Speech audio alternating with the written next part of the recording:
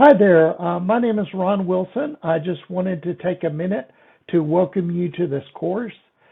In terms of me and my background, I've been in software testing around 20 years. One of the areas that has recently interested me is the area of API testing. So I thought that I would create a course that would help others out. This is basically an introductory course into APIs. So we're going to look at the definition of an API, what is it? Then we'll get into details around the different types of APIs that are out there and available today. Probably the most commonly used is the REST API. Then we're going to look at SOAP API, GraphQL, RPC, and webhooks. In the next section, we're going to look at API fundamentals. So we're going to look at what is an endpoint. We're going to talk about the different HTTP methods that are used today to do testing and test activities. We'll look at the structure of a request and the structure of the response. And then as a part of testing, you'll see a lot of different status codes. So we're going to look at each of the different status codes that are available. And then we'll kind of finish up that section with authentication. In the next area, we're going to look at various types of testing tools that are out there today. And then we're going to dig into some of the pros and cons of each, why you may use one tool over another tool. And then hopefully that'll help you decide what tool you're going to select and use if you haven't already picked one. Obviously, some of these are paid tools. Some of these are free to use tools as well.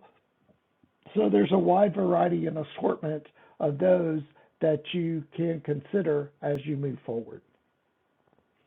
Okay, well, that's basically the outline. I look forward to seeing you in the next section. Thank you. Bye. Hi, today we're going to talk about what is an API. APIs, or application programming interfaces, are sets of rules and protocols that enable different software applications to communicate and exchange data with each other. APIs act as intermediaries, allowing applications to interact and share information seamlessly. They provide a standardized way for developers to access specific functionalities or data from other applications or services. In the example below, you can see we have the client, in the middle we have the API, and then on the right we have the server. And that information basically is sent from the client to the server and back to the client. APIs are used extensively in modern software development, enabling integration between different systems, enhancing functionality, and promoting collaboration among applications. They allow developers to leverage existing functionalities without having to reinvent the wheel, saving time and effort in development. Let's look at an API example. Imagine you are on a luxurious vacation at a five-star hotel. You have seen a wide assortment of services and excursions which this hotel offers, but are not sure where to start. The front desk recommends that you start with the concierge. Your planned activities, in essence, are the request. You are the client, so when you meet with the concierge, you let him know that you want to dine at the rooftop restaurant, get a massage, and go swim with the dolphins. The concierge is the middleman, or the API. So the concierge is going to be familiar with all the options that the hotel has to offer and is going to listen to your request. The hotel services is the server, and they are going to be the ones that are going to provide these services, which is going to include a rooftop restaurant, a massage, and swimming with dolphins. In summary, APIs, or application programming interfaces, are sets of rules and protocols that enable different software applications to communicate and exchange data with each other. Today, we are going to discuss the different types of APIs. APIs, or application programming interfaces, come in a variety of flavors. Over the years, as technology and requirements evolved, so did the methods and standards for communicating between different software entities. Let's explore these different types of APIs, their features, and real-world usage. REST is the most widely used today. Let's explore its background and history. In terms of its origin, REST was conceptualized by Dr. Roy Fielding in his 2000 doctoral dissertation. It emerged as a response to the complexities of SOAP and other similar web architectures. In terms of the philosophy, REST isn't a protocol or a standard, it's an architectural style or guidelines. The essence of REST is to treat everything as a resource which can be operated upon using standard HTTP methods. Here are some of the characteristics of REST. Statelessness. Every request from a client or a server must contain all the information needed to be understood. The server shouldn't store any context between requests. Client-server architecture. The client is responsible for the user interface and user experience, and the server is responsible for storing and retrieving the data. This separation allows for scalability and flexibility. Cacheability. Responses from the server can be cached by the client to improve performance. Layered system. Each layer of an architecture can't be seen beyond the immediate layer which it interacts. This ensures that changes in one layer do not affect changes in others, promoting modularity and flexibility. Code on demand. It's optional, but it allows the server to extend a client's functionality by sending executable code. In terms of the data formats, it uses JSON, which is a lightweight data interchange format that's easy to read and write for humans to easily parse for machines. Due to its simplicity and efficiency, it has become the standard for many REST APIs. XML is a markable language that defines rules for encoding documents. It's more verbose than JSON, but still widely used, especially in legacy systems. HTTP methods in REST. Get, retrieve a specific resource for a collection of resources. Post, create a new resource. Put, update an existing resource. Delete, remove a resource. And patch, apply partial modifications to a resource. Here are some of the best practices for REST. Stateless interactions include or ensure that no client context is stored between the server request. Use HTTP status codes. Use standard codes to indicate the outcome of an API request. For example, 200 for success, 404 for not found, 500 for server errors. Versioning. Implement versioning to ensure backward compatibility when the API evolves. Error handling. Provide meaningful error messages to aid the debugging and issue resolution. And security. Implement standard security protocols like OAuth for authentication and authorization. Now let's talk about SOAP. In terms of its background and history, SOAP was developed as a protocol in the late 1990s for programs running on different operating systems, such as Windows and Linux, to communicate with each other. This was a major evolution in bridging the cross-platform communication gap. Standardization. Adopted by the World Wide Web Consortium and became a widely used standard for web service communication. Industries. It was predominantly favored by financial services, enterprise integrations, and other sectors needing a high level of security and ACID compliance. Characteristics. Although most commonly used with HTTP and HTTPS, SOAP can function over any protocol such as SMTP or even TCP. Language neutrality can be implemented by any program language, giving it a versatile edge. Structured information. SOAP uses XML to format its messages, which is both readable and a widely accepted standard.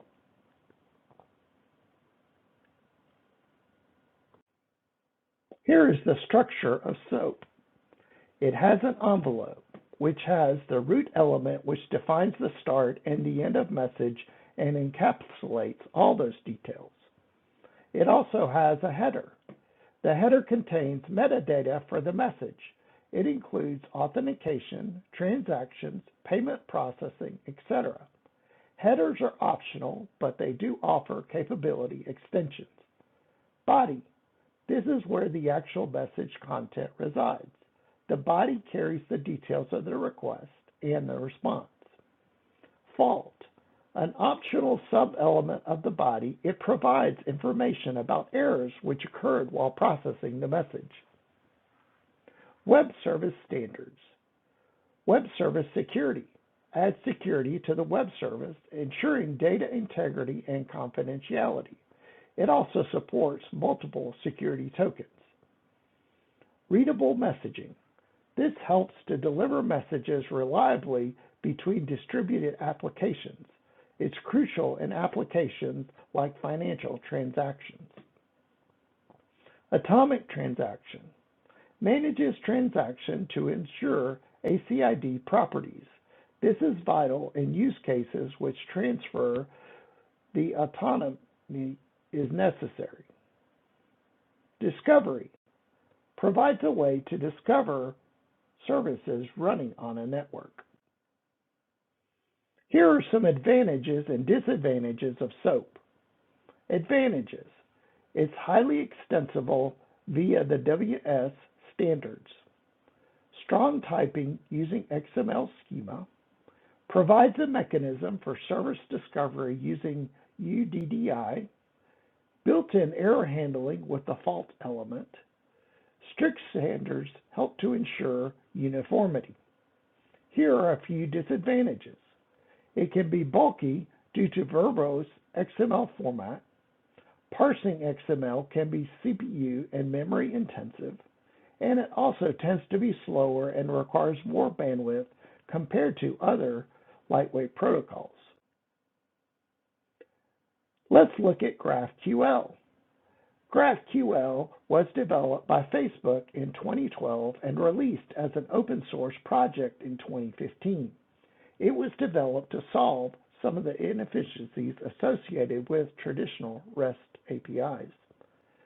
In terms of the philosophy, GraphQL stands out with its flexibility query language, enabling clients to request exactly what they need and nothing more. This reduces the amount of overfetching or underfetching of the data. In terms of GraphQL characteristics, it has strongly typed. Every GraphQL schema is associated with a set of types, and every query is validated against the schema. Single endpoint. Unlike REST, which uses multiple endpoints for different resources, GraphQL typically exposes a single endpoint for all interactions. Descriptive. The schema and type system ensure that GraphQL is self-documenting, and it can introspect the schema the capabilities of the API instantly. The structure of GraphQL. Queries. For reading and fetching of data, it's analogous to the GET request in REST. Mutations. For writing and modifying data. This can encompass creating, updating, or deleting data. Subscriptions.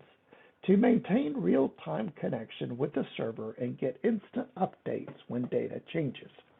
Here are some advantages and disadvantages of GraphQL. Advantages. Flexibility. Clients can get exactly what they want in a single request. Strongly typed. ensure data integrity, and reduces runtime bugs. Introspective. Clients can discover capabilities through schema introspection. Disadvantages. Learning curve. For teams used to using REST, there might be an initial learning curve. And complex queries. If not monitored, clients can potentially ask for a lot of nested data, resulting in performance issues. RPC. Let's look at its background and its history. The concept of RPC dates back to the early days of distributed computing. It was designed to allow programs to call a procedure to execute in another address space. Philosophy. At its core, RPC is about executing a procedure or a method on a remote server rather than the local computer. Characteristics. Synchronous nature. Traditional RPCs are often blocking, meaning that the client sends a request to the server and becomes blocked, waiting until the server has processed the request and sent back the response. Stub. In RPC systems, the client and server code are often generated from a common interface, with the client processing the stub that provides the interface to the actual remote methods. Transparency. RPC mechanisms strive to make the communication better between the client and the server transparent to the programmer. Let's look at some common implementations of RPC.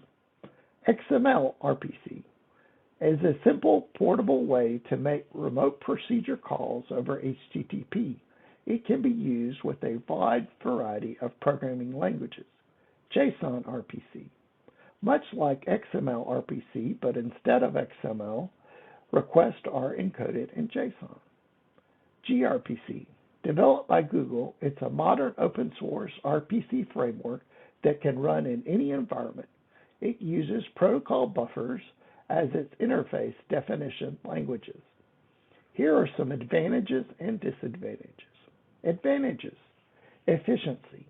Especially with binary protocols, RPC can be much more efficient compared to textual protocols like REST. Strong typing. Uses systems like protocol buffers with gRPC offers strong typing. Streaming. Protocols like gRPC support bidirectional streaming. Disadvantages. Complexity. More complexity compared to REST in certain implementations. Less web-friendly. Traditional RPCs may not be as web-friendly or easy to debug as your HTTP approaches. Webhooks.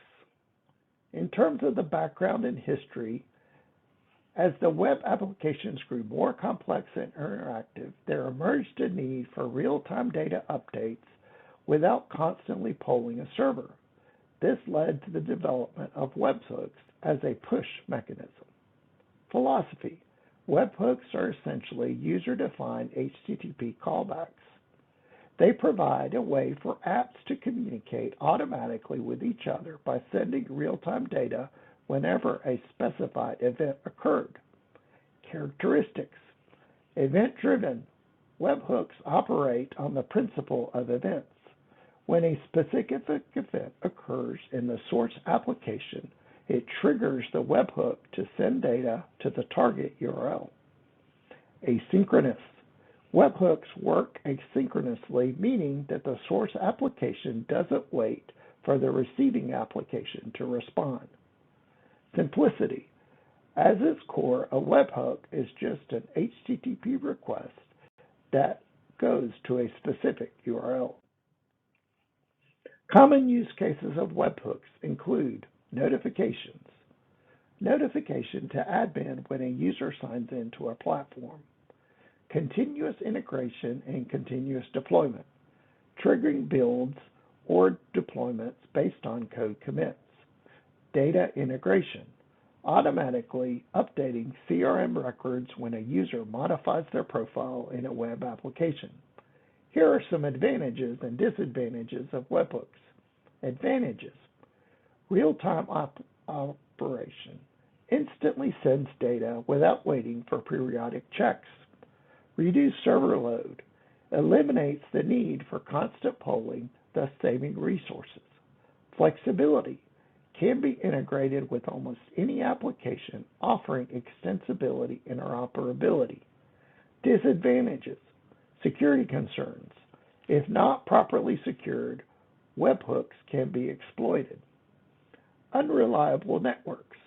Since they're asynchronous, there's no guarantee of data delivery, especially on unstable networks.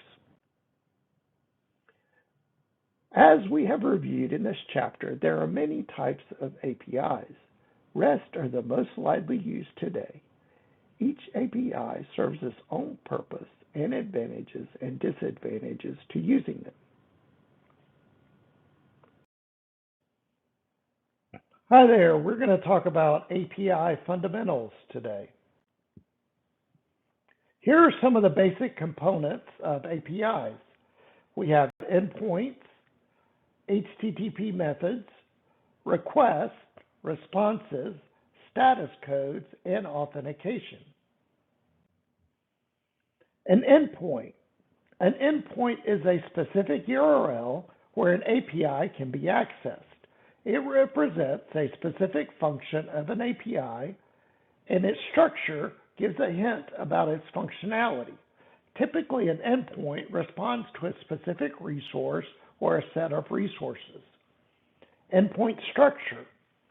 We have a base URL. So this is the definition of our URL for all API calls. In this example, we'll have https api.hotelplaza.com.v1. Resource path. Following the base URL, this identifies the specific resource you're trying to access. Examples: guests refer to all guests registered in the hotel. Rooms refers to all rooms available or occupied in the hotel. Services refers to all the concierge services offered by the hotel. Parameter path. Definition further refines the data being accessed or manipulated based on specific parameters. For example, we'll have guest/guest ID refers to a specific guest identified by their unique guest ID. Rooms/room ID/availability refers to the availability status of a specific room. Guest/guest ID/reservations retrieves all reservations associated with a specific guest. HTTP methods. Here are the HTTP methods definitions and examples. Get, definition, used to retrieve data from the server. This method is read-only and doesn't modify any data on the server. Example, fetching a list of all available rooms, retrieving details about a specific guest, or listing all services offered. Post, definition, used to send data to the server to create a new resource. It's often used when submitting form data or uploading a file. Example, registering a new guest into the hotel system, booking a specific concierge service, or creating a new room reservation. Put, used to update an existing resource with new data. This method typically requires the client to send the entire updated entity, not just the changes. Example, updating a guest profile information after they've made reservation changes during check-in or changes to a different room type. Patch, definition, similar to put, it's used to apply partial modifications to a resource. The client only sends specific changes, not the updated entity. Example, modifying just the checkout date of a guest reservation or changing a guest preferred meal for room service. And finally, delete. Definition: used to delete a resource on the server. Example: deleting a resource upon the guest request, removing a specific guest profile from the hotel system post-checkout, or canceling a booked service. Now let's talk about request. So we've got the GET request, and this GET request is used to fetch data from a server. It doesn't modify the data, but it retrieves it. In this example, we want to get specific information from a room. In the URL, you can see we've got rooms/101. And for this one, we do not need a body to put information in order to get the request. Next, we've got the post request. And the post request sends data to the server to create a new resource. In this example, we want to register a new guest. In the URL, you can see we've got the /guests. And then in the body, we're going to put the specific information such as first name, last name, email, and room number. Next, we've got the put request. So this put request is going to send data to update the existing resource entirely. So we want to update the information of the guest, and in the URL, you can see we've got guest, and its number is 1234. And then in the body, remember, we want to put all the information. So we will have the first name, last name, email, and the room number.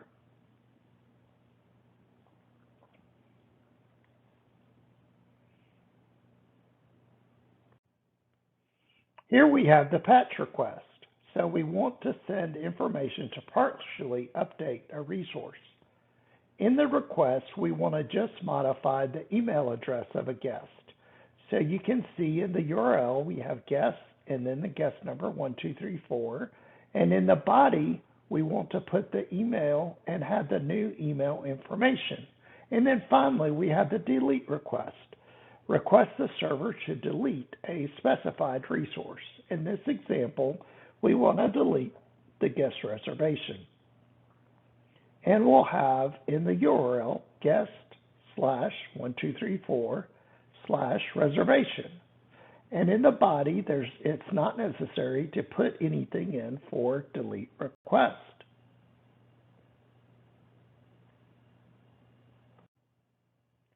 Now, in this section, we want to talk about responses. So first off, we're going to have the OK response. And this is to indicate that request was successful and the response body contains the result. So we can see that the request is going to get the details of room 101. And in the response, you can see that we have all the relevant information for the response. Next, we'll have created. So in this definition, the request was successful that led to the creation of a new resource. The request activity is to register a new guest. And you can see in the response that we've got the activities along with the guest registration successful message. Next, we'll have no content. This is that the request was successful, but there's no representation to return. So in this request, we wanted to delete a guest reservation, and the response is going to have no information in the body. A bad request. The server could not understand the request due to invalid syntax. In this example, we wanted to register a new guest, but with incomplete data. And in the response, we're going to see that there's an error in terms of the invalid input and that first name and email are required. In the next response, we're going to see a not found. So the server can't find the requested resource, and this information or error can occur when the resource has been removed or the URL is incorrect. In this request, we have get details for room 999, which doesn't exist, and in the response, we'll see an error stating that the room is not found. Finally, we'll have an internal server error. And in this situation, the server encountered an internal error and couldn't fulfill the request. The request was to register a new guest, but the server's database is down. So you can see in the response we have an error and that the message is an internal server error. Please try again later. Next, we'll talk about specific status codes and some of their numbers. So the 100 series is informational, and these status codes indicate that a request was received and is being processed. 100, continue. The server has received the request headers and the client should proceed to send the request body. 101, switching protocols. The requester has asked the server to switch protocols. 200 series, successful. These indicate that the action requested by the client was received, understood, and accepted. 200, okay, successful HTTP request. 201, created. The request was successful and the resource was created. 204, no content. The request was successful, but there's no representation to return. 300 series, redirection. These indicate that further action needs to be taken to complete the request. 301, move permanently. The URL request has been permanently moved to another location. 304, not modified. This indicates that the resource hasn't been modified since the last request. 400 series, client errors. These are status codes that are returned when the client seems to have made an error. 400, bad request. The request could not be processed due to bad request, size, or invalid request message framing. 401, unauthorized. The client must authenticate itself to get the requested response. 403, forbidden. The client does not have the right to the content. 404, not found. The server can't find the requested page. 429, too many requests. The user has sent too many requests in a given amount of time. And then we have the 500 server error series. These status codes indicate that the server failed to fulfill a valid request. 500 internal server error. The server encountered an unexpected condition that prevented it from fulfilling the request. 502, bad gateway. The server received an invalid response to the upstream server.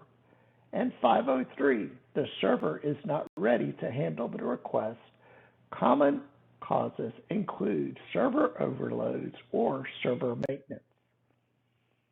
Authentication.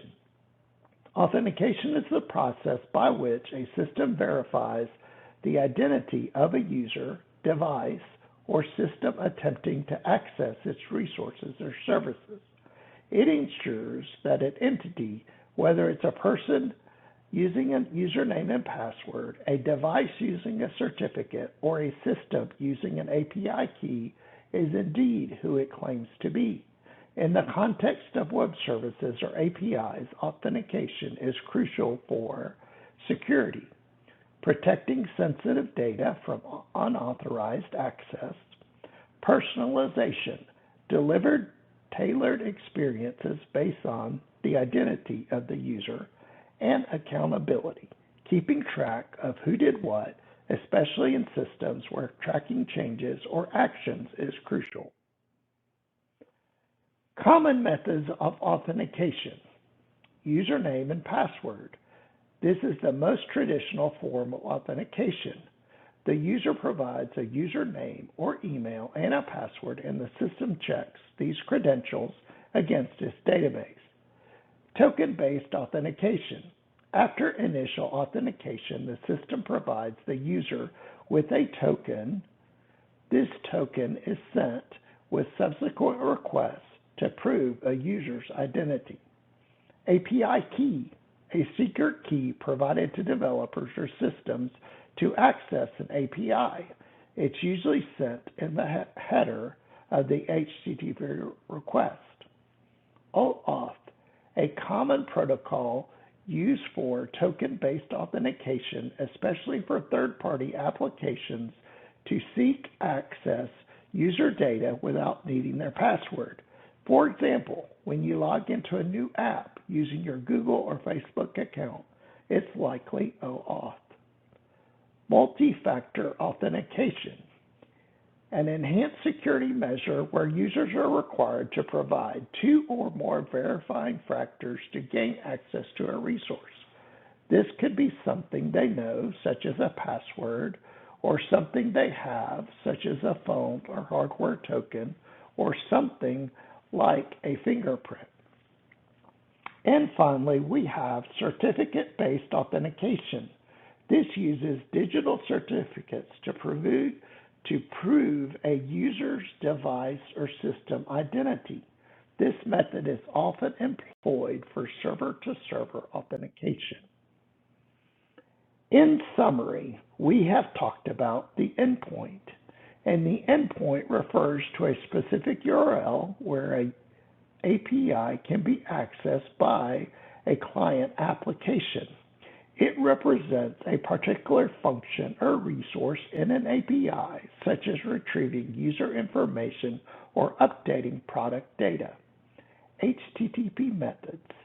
HTTP methods, also referred to as HTTP verbs, dictate the intent action on a resource.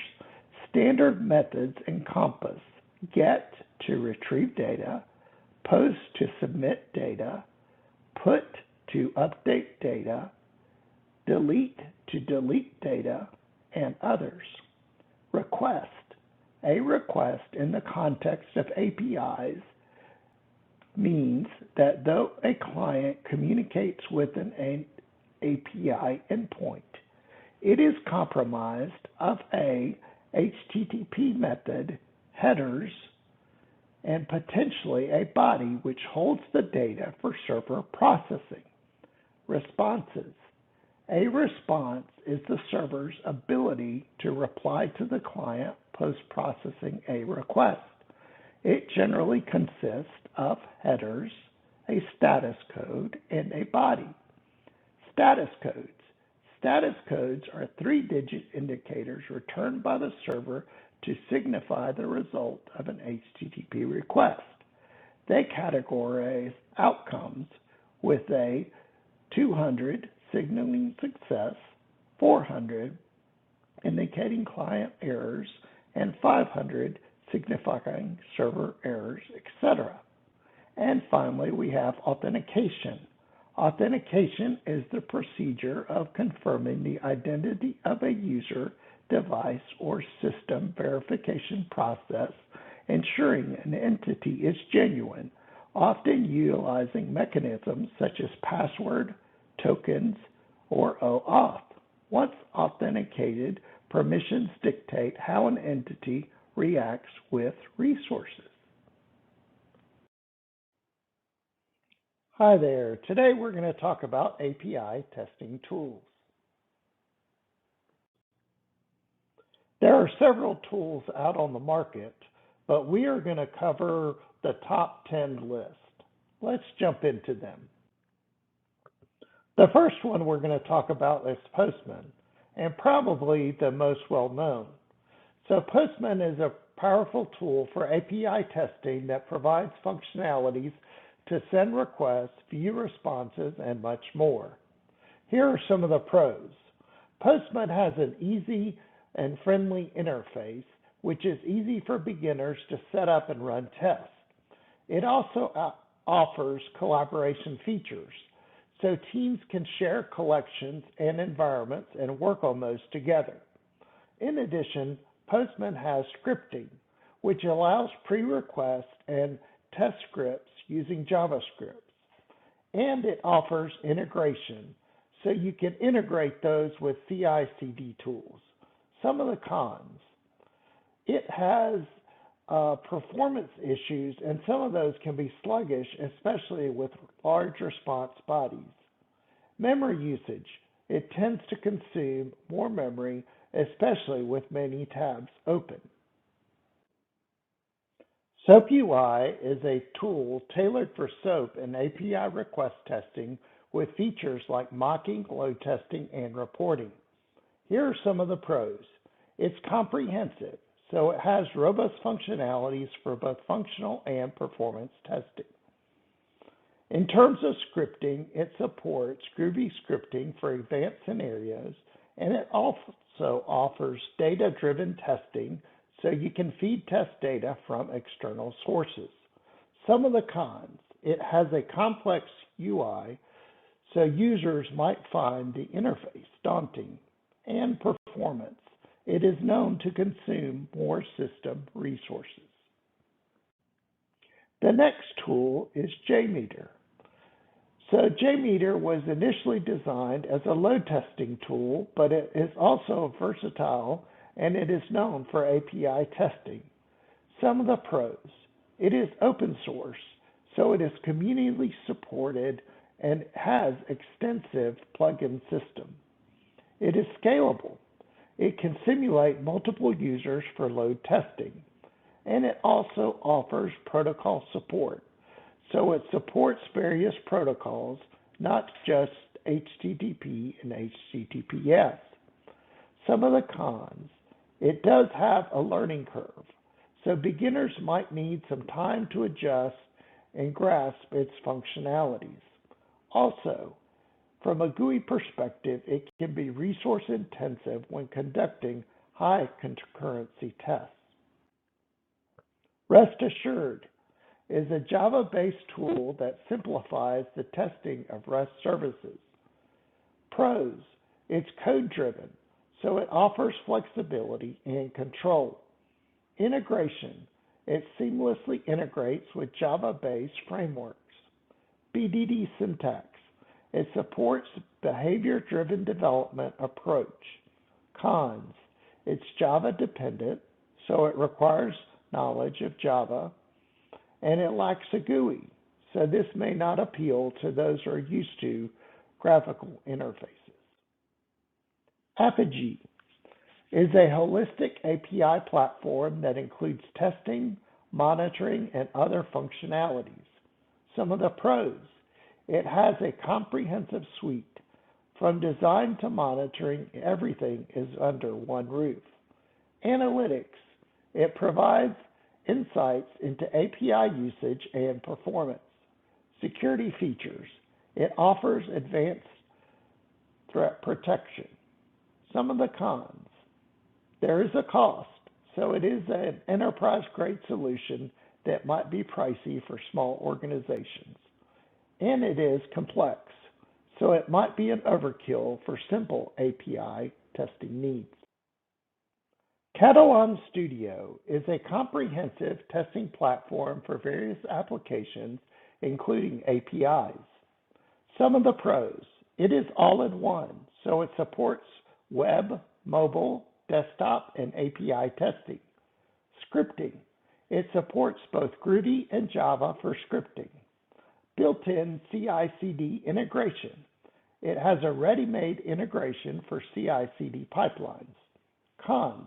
It is heavy, so it consumes considerable system resources.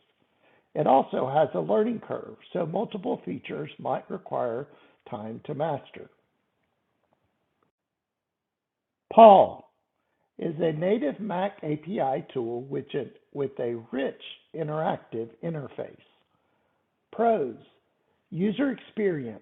It has intuitive interface tailored for Mac OS. Extensions, supports custom extensions to enhance functionality. Code generation, can generate client code in various languages. Cons, platform limitation. This is exclusive for Mac OS. and cost, priced higher than some of the alternatives, especially for small teams. Swagger is an API documentation tool, but its Swagger UI components allows testing directly from the docs. Pros, standardized documentation. It adheres to the Open API specification. Interactivity, users can test endpoints directly from the documentation. Community, it has a wide adoption means a lot of community support. Cons, limited testing, not as extensive as dedicated testing tools. Customization, customizing the look and feel requires additional work. Fiddler is a web debugging proxy for logging HTTPS traffic. Pros, it's versatile. Beyond testing, it's instrumental for debugging and performance monitoring. Decryption, it can decrypt HTTPS traffic. Extensions, allows custom functionalities via extensions. Cons, there is a learning curve, so it requires understanding of networking concept. Overhead, it can slow down web traffic when captured. Charles Proxy is a web debugging tool to monitor all data sent and received. Pros, it has thorough inspection, so a detailed view of all incoming and outgoing traffic. Cross-platform, it's available for Mac, Windows, and Linux. Mobile debugging, this is helpful for mobile application developers.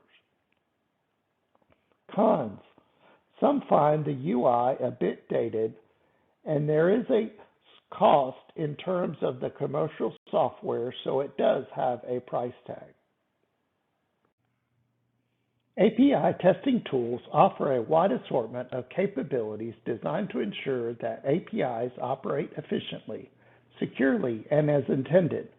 These features range from user-friendly interfaces, collaboration capabilities, to specialized testing methods for specific API protocols. While some tools boast an easy-to-use graphical interfaces, others require scripting, knowledge, offering more control to users. Some tools are purpose-built exclusively for API testing, while others provide a broader suite encompassing debugging, monitoring, and even API design. These tools are tailored for specific platforms such as Mac OS and others that cater for a wider audience. However, as any software, there's often a trade-off between ease of use, functional depth, and system performance. The ideal tool often depends on the user's expertise, project requirements, and budget considerations.